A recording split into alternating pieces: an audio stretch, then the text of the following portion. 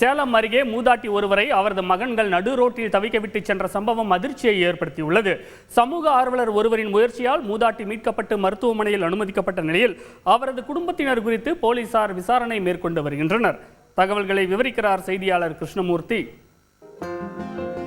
சேலம் மாவட்டம் வாழப்பாடியில் சேலம் சென்னை தேசிய நெடுஞ்சாலையை ஒட்டி அமைந்துள்ள புறவழிச்சாலையில் நேற்று நள்ளிரவு சுமார் 80 வயது மதிக்கத்தக்க மூதாட்டியை சிலர் காரில் இருந்து இறக்கிவிட்டு சென்றுள்ளனர். சாலையோரம் கிடந்த மூதாட்டியை பார்த்த வாழப்பாடியைச் சேர்ந்த பார்த்திபன் என்பவர் காவல்துறை உதவியுடன் மீட்டு அரசு மருத்துவமனையில் அனுமதித்துள்ளார்.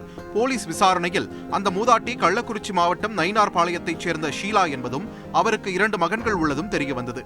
மேலும் தனது பேரனே அவரை காரில் ஏற்றி வந்து சாலையோரம் வீசிச் சென்றதாக மூதாட்டி தெரிவித்துள்ளார்.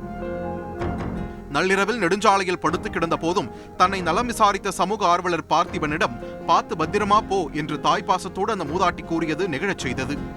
யார் வந்து விட்டு போனா? எதுல வந்து விட்டு போனா? கார்லயா?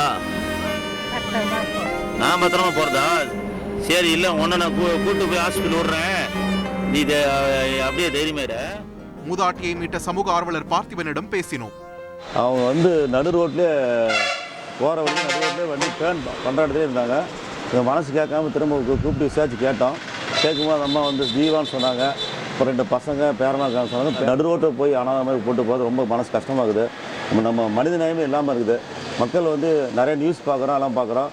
ஆனால் வந்து வழியில் போகும்போது நாமளே களமிறங்கி யாராக இருந்தாலும் சரி நம்ம பாட்டி நம்ம அம்மா நினச்சிக்கிட்டு அவங்களுக்கு ஹெல்ப் பண்ணணும், பர்சீல் பண்ணணும். இது என்னுடைய தனிப்பட்ட கருத்து. வாழப்பாடி அரசு மருத்துவமனையில் அனுமதிக்கப்பட்டுள்ள மூதாட்டி நலமுடன் இருப்பதாக மருத்துவர்கள் தெரிவித்துள்ளனர். இதனிடையே மூதாட்டியின் மகன்கள் குறித்து போலீசார் விசாரணை நடத்தி வருகின்றனர். செய்திகளை உடனுக்குடன் தெரிந்து கொள்ள உடனே சப்ஸ்கிரைப் பண்ணுங்க.